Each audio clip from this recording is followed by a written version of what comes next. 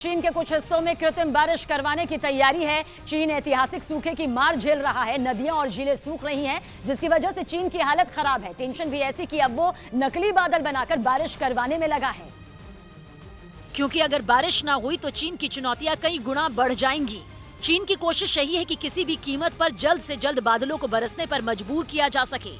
इसलिए चीन में वैज्ञानिकों की टीमें गाड़ी में रॉकेट जैसे दिखने वाले कुछ उपकरण लेकर गांव-गांव घूम रहे हैं। बादलों की तलाश हो रही है। तकनीक का पूरा जोर लगाया जा रहा है। शिद्दत से कोशिश हो रही है कि बादलों की शांति को भंग किया जाए। ऐसा इसलिए क्योंकि चीन ऐतिहासिक सूखा झेल रहा है। गर्मी से लोग बेहाल हो रहे हैं। पीने के पानी तक का संकट खड़ा होने लगा है। सबसे बुरी हालत है किसानों की। आसमान पर टकटकी लगाए बैठे चीन के किसानों का इंतजार खत्म होने का नाम नहीं ले रहा। अगर उनका इंतजार थोड़ा और लंबा हो गया तो फसलें चौपट होनी तय है।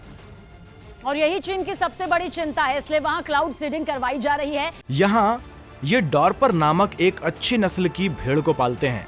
पाल कर हर साल 40 से 50 लाख कमाते हैं। आपको भी करना है, उनसे सीखना है तो फ्रीडम ऐप को अभी डाउनलोड कीजिए। इसे कृत्रिम बारिश भी कहते हैं। ये कोई नई तकनीक नहीं है। दरअसल दुनिया के बहुत सारे देशों के पास क्लाउड सीडिंग की तकनीक है।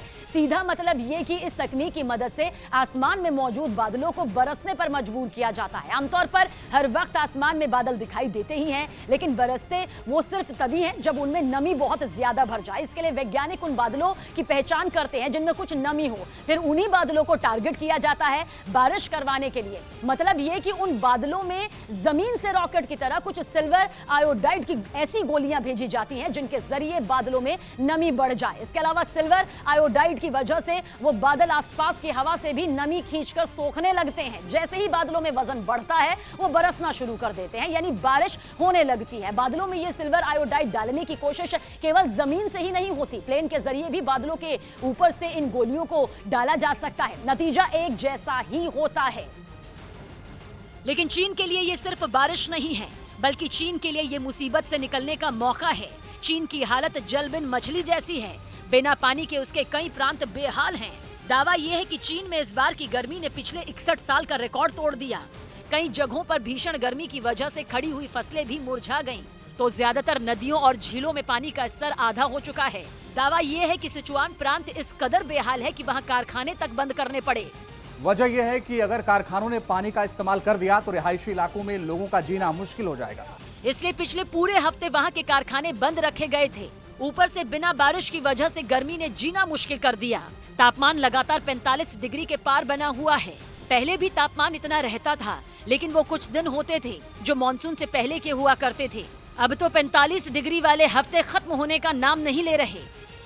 और चीन के लिए उससे भी बड़ा संकट यह है कि उसकी अर्थव्यवस्था पहले से बेहाल है। मतलब ये कि जब चीन में दुनिया को सबसे बड़े आर्थिक संकट की दस्तक सुनाई देने लगी थी, उसी वक्त कुदरत भी चीन के लिए दगाबाज हो गई, क्योंकि इस बार चीन की अर्थव्यवस्था बहुत बड़ी मंदी की चपेट में दिखाई देने लगी है। इसलिए चीन के सेंट्रल बैंक ने सालों बाद ब्याज दरों में कटौती का ऐलान किया। पिछले हफ्ते जब ब्याज दरें घटाई गई तो दुनिया को साफ संकेत चला गया कि चीन को बहुत बड़ी मंदी का डर सताने लगा है। ऊपर से चीन का रियल एस्टेट सेक्टर पहले से ही मंदी की मार झेल रहा है। बिल्डरों से लेकर खरीदारों तक, बैंकों से लेकर निवेशकों तक सब घुटनों पर आ चुके हैं। चीन में 24 साल तक के युवाओं की बेरोजगारी की दर 20% के करीब पहुंच गई है, जो इतिहास का अब तक का सबसे ऊंचा आंकड़ा है। मतलब इतनी ज्यादा बेरोजगारी वहां पहले कभी नहीं हुई थी। और जब चीन की हालत इतनी खस्ता है, उसी वक्त मौसम ने भी उसे बेहाल करने में कोई कोर कसर नहीं छोड़ी। हालांकि परेशानी केवल चीन की ही नहीं, गर्मी ने तो इस वक्त पूरी दुनिया की ही हालत खराब कर रखी है, जिसकी वजह क्लाइमेट चेंज को माना जा रहा है। भारत में भी कई नदियां ऐसी हैं जो सूख रही हैं। इसके अलावा इजराइल की प्यास बुझाने वाली कुछ बड़ी झीलें सूख चुकी हैं। इसका असर ये है कि वहाँ रिवर्स ओस्मोसिस तकनीक का पहले से ज्यादा इस्तेमाल होगा।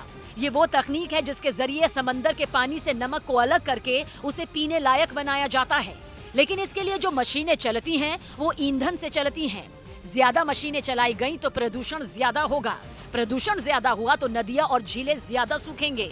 मतलब ये कि कुदरत का ऐसा चक्र जिसने इजराइल की हालत खराब कर दी।